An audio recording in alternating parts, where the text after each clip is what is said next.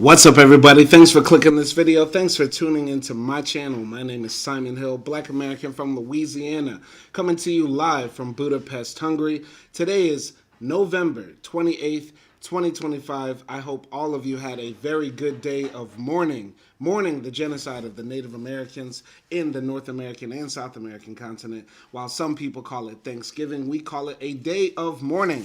Without further ado, we will be continuing our final part, our third reading of Binti, the novella by Nnedi Okorafor, the Nigerian-American author who coined the term Afrofuturism. Pardon me, I'm a bit saucy right now. It's Friday. It's celebration day after a long, hard week of studying, working. You know how it goes. But we will be finishing this book. We got midterms. No, not midterms. Finals next week. Finals next week for this class, African Literature and the African Childhood, for my university out here in Budapest, Hungary, which is why I'm reading these books. And I'm very glad I took this class, though it could have been better. But without further ado, we will be finishing this text right here in the final section. It's a wild story, so I highly suggest everybody go listen to the previous 2 episodes, and this will be the third and final reading of this text. Like I said, without further ado, let's go. I'm saucy, so let's go. The room's wall and floor were light blue, the large open windows letting in sunshine and a warm breeze. There were 10 professors, one for each of the 10 university departments. They sat, stood, hovered, and crouched behind a long table of glass. Against every wall were soldiers wearing blue uniforms of cloth, color, and light. There were so many different types of people in the room that I found it hard to concentrate. But I had to, or there would be more death. The one who spoke for all the professors looked like one of the Sand People's gods, and I almost laughed. It was like a spider made of wind, gray and undulating, here and not quite there. When it spoke, it was a whisper that I could hardly hear, despite the fact that I was several feet away, and it spoke in the language of the Meduse. It introduced itself as something that sounded like haras, and said, "Tell me what you need to tell me." And then all attention was suddenly on me. "None of you have ever seen anyone like me," I said. "I come from a people who live near a small salty lake on the edge of a desert. On my people's land, fresh water humans can drink, is so little that we do not use it to bathe, as so many others do. We wash with otjize, a mix of red clay from our land and oils from our local flowers." Several of the human professors looked at each other and chuckled. One of the large insect people clicked its mandibles. I frowned, flaring my nostrils. It was the first time I'd received treatment similar to the way my people were treated on Earth by the Kush. In a way, this set me at ease. People were people everywhere. These professors were just like anyone else. So essentially saying, and this is what I find interesting about this book. This book is about xenophobia, racism, whatever you want to call it, discrimination against fellow humans because of perceived cultural differences or real cultural differences. And she essentially is saying, like, racism is going to continue even if we meet the aliens. You know what I'm saying? Which is trippy to think about. You would think that will put all sort of differences aside, that people would see past the human differences in the face of giant spiders that can talk and communicate and travel across space. But nevertheless, human racism will persist, and maybe alien racism will form. But continuing here. So she says, "This was my first time leaving the home of my parents. I had never even left my own city, let alone my planet Earth. Days later, in the blackness of space, everyone on my ship but the pilot was killed, many right before my eyes, by a people at war with those who view my own people as near slaves.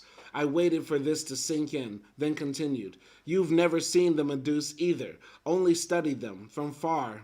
I know. I have read about them too." I stepped forward. "Or maybe some of you or your students have studied the stinger you have in the weapons museum up close." All right, I'm going to go on a mini saucy rant right here. But this, you've only studied them from afar. You've never seen the Meduse. And I think this applies or implies or relates to how African studies or ethnic studies, Eastern studies, Mediterranean studies, whatever, is done by people that are very far removed from those places. And just casually in the Western construct of the university, we talk about these people, we talk about these cultural practices, but never meet the people or see the people that they're about, right?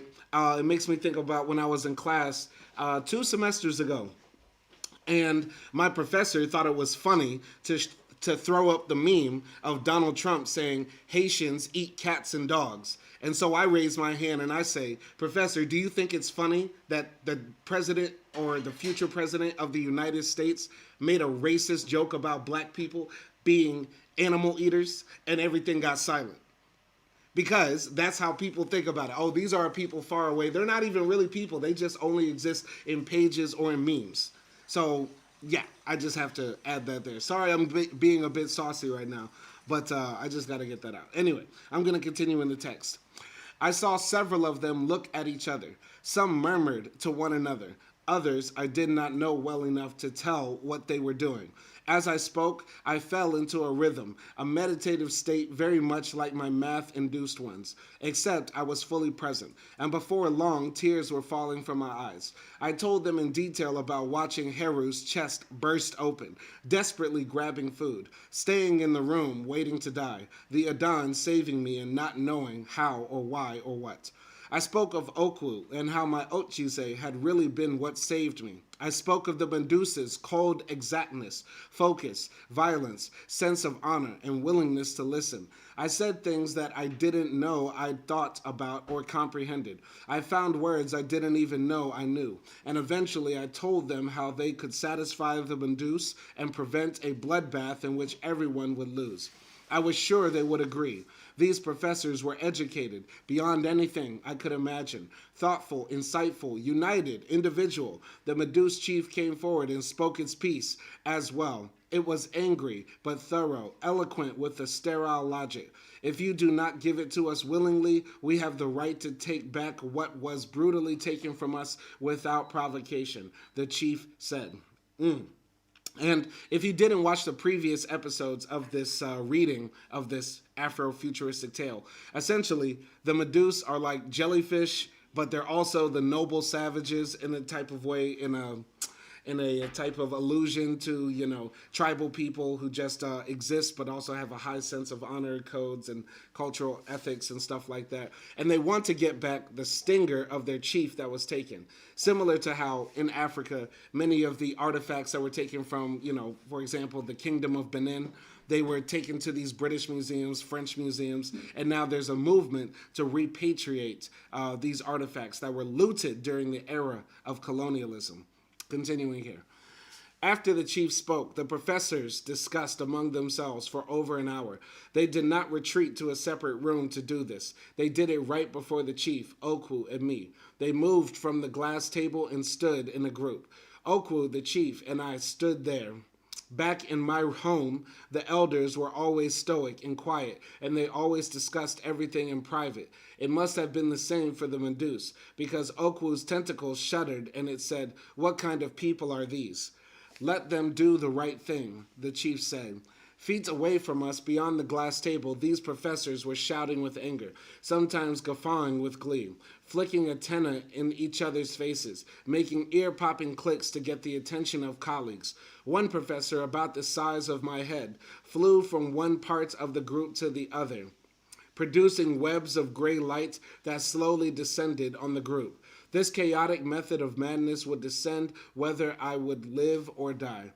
I caught bits and pieces of the discussion about Medusa's history and methods, the mechanics of the third fish, the scholars who'd brought the stinger.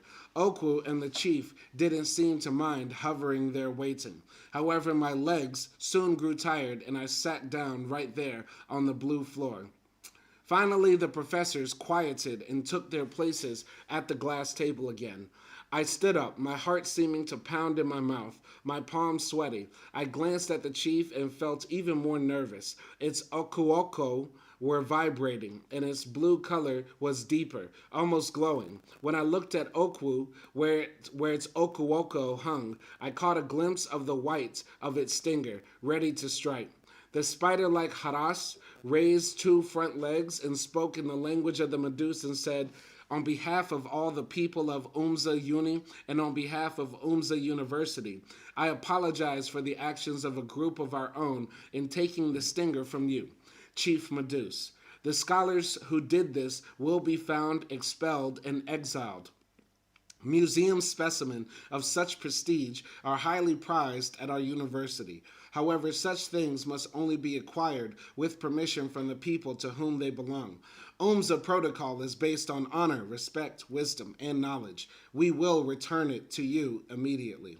My legs grew weak, and before I knew it, I was sitting back on the floor. My head felt heavy and tingly, my thoughts scattered. I'm sorry, I said in the language I'd spoken all my life. I felt something press my back, steadying me. Okwu.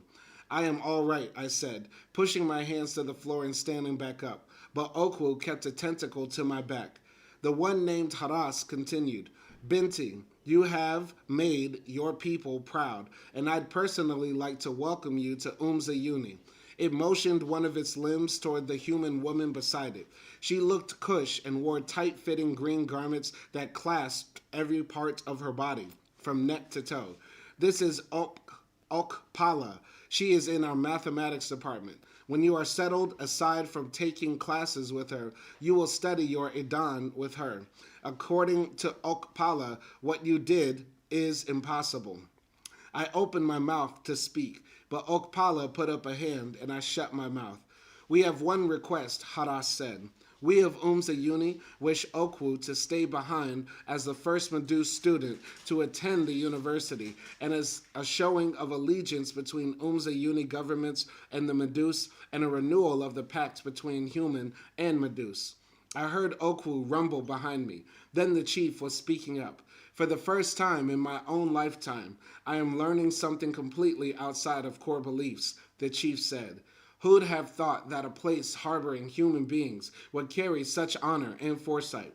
It paused and then said, I will confer with my advisors before I make my decision. The chief was pleased. I could hear it in its voice. I looked around me. No one from my tribe. At once, I felt both part of something historic and very alone. Would my family even comprehend it all when I explained it to them? Or would they just fixate on the fact that I'd almost died, was now too far to return home, and had left them in order to make the biggest mistake of my life? I swayed on my feet, a smile on my face. Binti, the one named Okpala, said, What will you do now? What do you mean? I asked. I want to study mathematics and currents, maybe create a new type of astrolab. The Adan, I want to study that, and, yes, she said, that is true, but what about your home? Will you ever return? Of course, I said, eventually I will visit, and I have studied your people, she said. They don't like outsiders. I'm not an outsider, I said with a twinge of irritation. I am, and that's when it caught my eye. My hair was rested against my back, weighed down by the otjize, but as I gotten up, one lock had come to rest on my shoulder. I felt it rub against the front of my shoulder, and I saw it now. I frowned, not wanting to move, but the realization hit me. I knew to drop into meditation, treeing out of desperation. I held myself in there for a moment, equations flying through my mind, like wind in sand. Around me, I heard movement, and still treeing, I saw that the soldiers were leaving the room. The professors were getting up, talking among themselves in their various ways, all except Okpala. She was looking right at me. I slowly lifted up one of my locks and brought it forward. I rubbed off the otjize. It glowed a strong deep blue like the sky back on earth on a clear day. Like Okwu and so many others of the Meduse, like the uniforms of the Umza Uni soldiers, and it was translucent, soft but tough. I touched the top of my head and pressed. They felt the same, and I felt my hand touching them. The tingling sensation was gone. My hair was no longer hair. There was ringing in my ear as I began to breathe heavily, still in meditation. I wanted to tear off my clothes and inspect every part of my body, to see what else that sting had changed. It had not been a sting. A sting would have torn out my insides, as it did for Heru. Only those, Okwu said, nothing else. This is why I understand you, I flatly asked. Talking while in meditation was like softly whispering from a hole deep in the ground. I was looking up from a cool, dark place. Yes? Why? Because you had to understand us, and it was the only way, Okwu said. And you needed to prove to them that you were truly our ambassador, not prisoner, the chief said.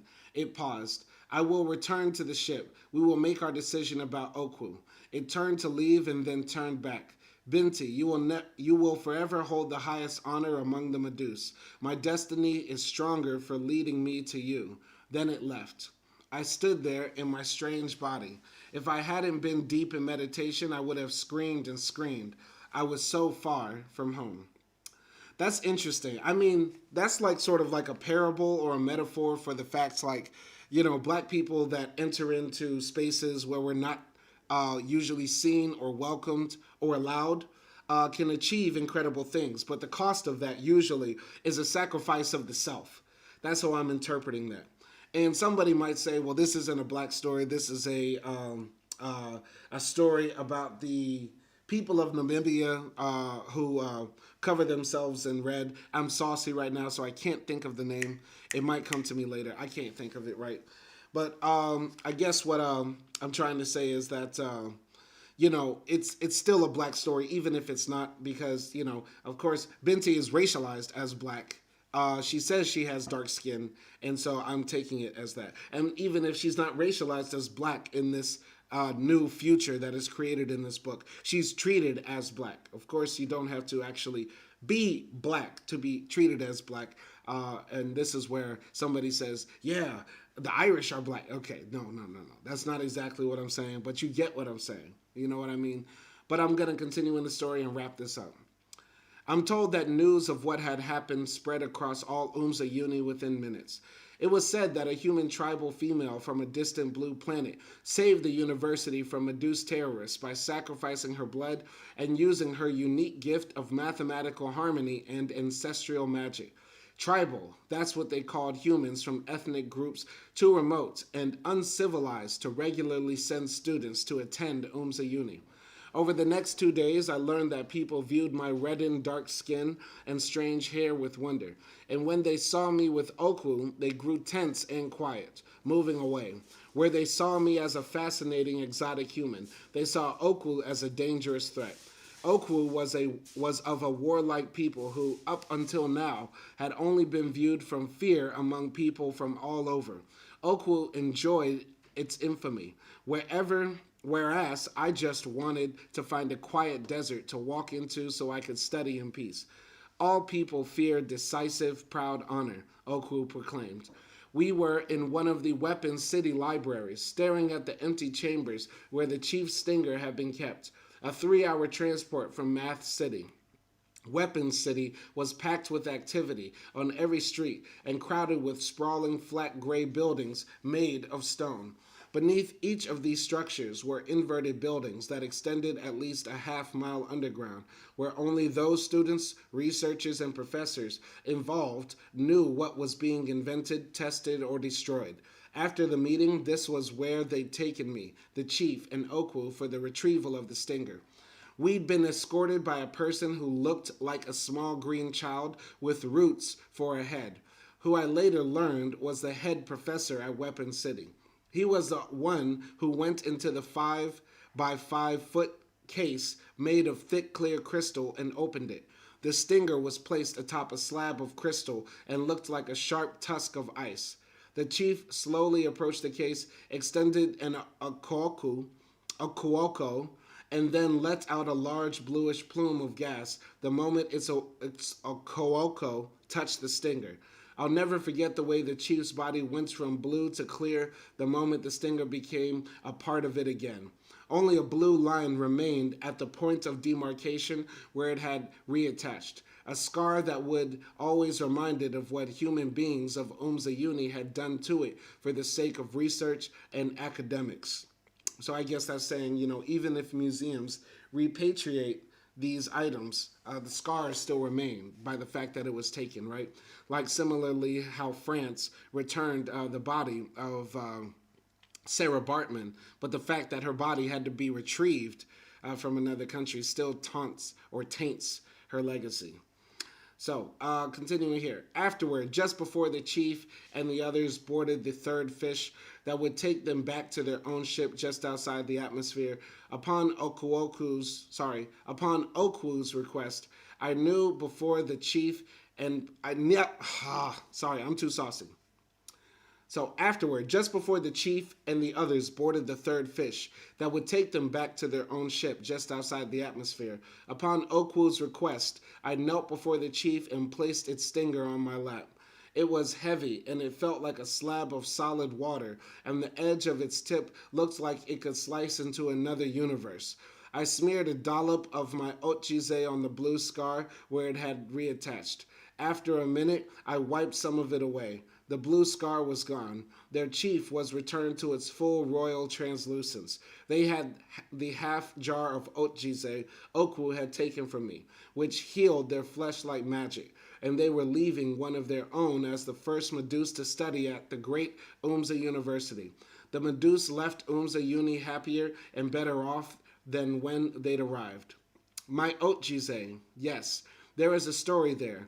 Weeks later, after I'd started classes and people had finally started to leave me be, opting to simply stare and gossip in silence instead, I ran out of ochize. For days, I'd known it would happen.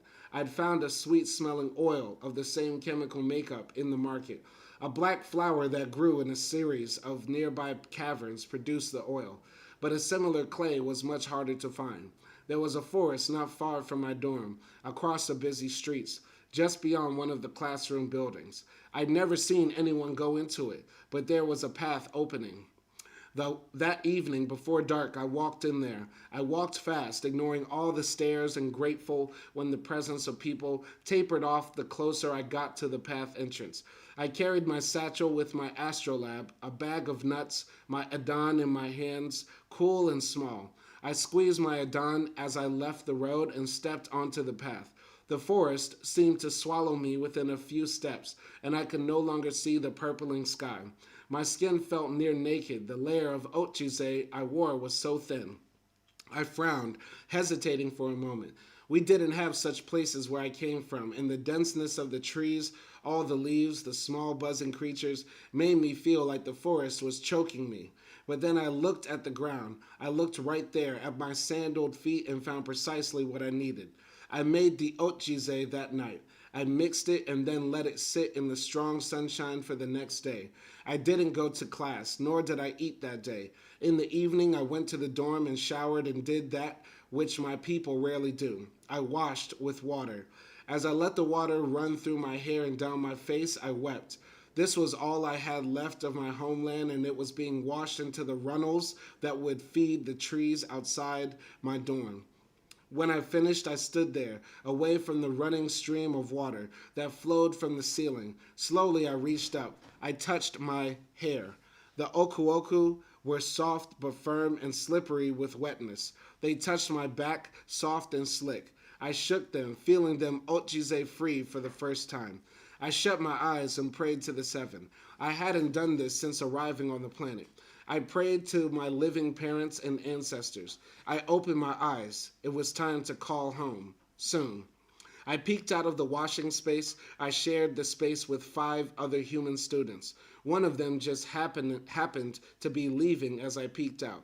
As soon as he was gone, I grabbed my wrapper and came out. I wrapped it around my waist and looked at myself in the large mirror. I looked for a very long time. Not at my dark brown skin, but where my hair had been. The oku were a soft, transparent blue with darker blue dots at their tips. They grew out of my head as if they'd been doing that all my life, so natural looking that I couldn't say they were ugly.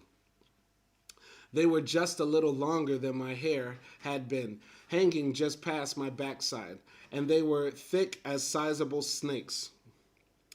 There were 10 of them, and I could no longer braid them into my family's code pattern as I had done with my own hair. I pinched one and felt the pressure. Would they grow like hair? Were they hair? I could ask Okwu, but I wasn't ready to ask it anything. Not yet. I quickly ran to my room and sat in the sun and let them dry. 10 hours later, when dark finally fell, it was time. I'd bought the container at the market. It was made from the shed exoskeleton of students who sold them for spending money. It was clear, like one of Okwu's tentacles, and dyed red. I packed it with fresh ochise, which now looked thick and ready. I pressed my right index and middle finger together and was about to dig out the first dollop when I hesitated, suddenly incredibly unsure. What if my fingers passed right through it like liquid soap? What if I'd harvested from the forest wasn't clay at all? What if it was hard like stone? I pulled my hand away and took a deep breath. If I couldn't make ochise here, then I'd have to change. I touched one of my tentacle-like locks and felt a painful pressure in my chest as my mind tried to take me to a place I wasn't ready to go to. I plunged my 2 fingers into my new concoction, and I scooped it up. I spread it on my flesh. Then I wept. I went to see Okwu in its dorm. I was still unsure what to call those who lived in this large gas-filled spherical complex. When you entered, it was just one great space where plants grew on the walls and hung from the ceiling. There were no individual rooms, and people who looked like Okwu in some ways, but different in others, walked across the expansive floor, up the walls, on the ceiling. Somehow, when I came to the front entrance, Okwu would always come within the next few minutes. It would always emit a large plume of gas as it readjusted to the air outside. You look well, it said, as we walked down the walkway. We both loved the walkway because of the winds the warm, clear seawater created as it rushed by below. I smiled. I feel well. When did you make it? Over the last 2 suns, I said. I'm glad, it said. You were beginning to fade. I held up an okuoku. I was working with a yellow current to use in one of my classmates' body tech, it said. Oh, I said, looking at its burnt flesh. We paused, looking down at the rushing waters. The relief I'd felt at the naturalness, the trueness of the ochise immediately started waning. This was the real test. I rubbed some ochise from my arm and them took Oku's okuoko in my hand. I think there's a typo right here. I rubbed some ochise from my arm and then, not them, took Oku's okuoko in my hand. I applied the ochise and then let the okuoku drop as I held my breath. We walked back to my dorm. My ochise from Earth had healed Okwu and then the chief. It would heal many others. The ochise created by my people mixed with my homeland. This was the foundation of the Medusa's respect for me. Now all of it was gone. I was someone else, not even fully Himba anymore. Yes, the Himba people. That's what I was trying to remember earlier. What people does she represent from Namibia? The Himba. Anyway, not even fully Himba anymore. What would Okwu think of me now? When we got to my dorm, we stopped. I know what you are thinking, Okwu said. I know you, Meduse, I said. You're people of honor, but you're firm and rigid and traditional. I felt sorrow wash over, and I sobbed, covering my face with my hand, feeling my ochise smear beneath it. But you've become my friend, I said. When I brought my hand away, my palm was red with ochise. You are all I have here. I don't know how it happened, but you are. You will call your family and have them, Okwu said. I frowned and stepped away from Okwu. So callous, I whispered. Binti, Okwu said. It plumed out gas, and what I knew was a laugh. Whether you carry the substance that can heal and bring life back to my people or not, I am your friend. I am honored to know you. It shook its okuoko, making one of them vibrate. I yelped when I felt the vibration in one of mine. What is that? I shouted, holding up my hands. It means we're a family through battle, it said. You are the first to join our family in this way in a long time. We do not like humans. Okay, did somebody join the Meduse family before? Did another species or another human? This is why I love sci-fi. Anyway, Binti smiled. He held up an okuoko. Show it to me tomorrow, I said, doubtfully. Tomorrow will be the same, it said. When I rubbed off the ochise, the burn was gone. I sat in the silence of my room looking at my Adon as I sent out a signal to my family with my astrolabe. Outside was dark and I looked into the sky at the stars, knowing the pink one was home. The first to answer was my mother. And that's the end of the story. That's the end of the story. We finished it. This is the end of book 16 in the Book to React series. Boy, we've been knocking them out, haven't we? Haven't we, fellas? Man, it's been a lot. This was a pretty cool sci-fi story, man. I'm so glad I got to read some novels. I read a lot of novels that, some of them I didn't read on screen, like Purple Hibiscus, right? But the last two that I've been reading for class, I shared with the people. Hopefully you enjoyed it. Beast of No Nation, and now this one, Binti. I give this one a solid, it's young adult fiction in a type of way. You know what I mean? Like the young girl loves math and is supposed to encourage kids to like math, I guess so. I'm not mad at it. It's just a bit too juvenile for my taste. That doesn't mean that it's a bad book. So I give it a solid 7. It's a solid 7 out of 10. Not the best book. Kind of interested in seeing what happens to Binti in the subsequent series, but I'm not in a rush to read them. But it did make me feel like a kid again, because I remember reading Animorphs. Remember reading R.L. Stein's Goosebumps, stuff like that. That's what this made me feel like. So it's good just to have those soft reads, I guess. Anyway, we're gonna read the acknowledgments. I would be interested to hear who she acknowledges. So the author says, I'd like to thank my daughter, Anyuago, for essentially coming up with the plots of this novella. Okay. Plagiarism. When you get stuck, ask a plucky, imaginative 11-year-old what happens next in the story. You'll be unstuck in no time. Many thanks to my Tor.com editor, Lee Harris, one of the prime visionaries of Tor.com's novella program, and my agent, Don Moss, for knowing precisely the right place for this story. Thanks to my beta reader, Angel Maynard, for all her encouragement. Lastly, I'd like to thank a jellyfish, someone close to me with deep traditional and tribal beliefs, the lovely Himba people of Namibia, and the futuristic ancient lands of the United Arab Emirates for inspiring me to explore outer space. Okay, this book is a little bit out of space and out of time because we don't rock with the UAE. We don't rock with the UAE. We do not eat Dubai chocolate. We do not eat Dubai chocolate. We love the Himba people, and we don't like jellyfish either. Fuck jellyfish, okay? Anyway, this was Binti. Let us know what you think of this text. This is the end of Book React 16. Let us know what you think in the comments. Simon Hill, signing out. Peace.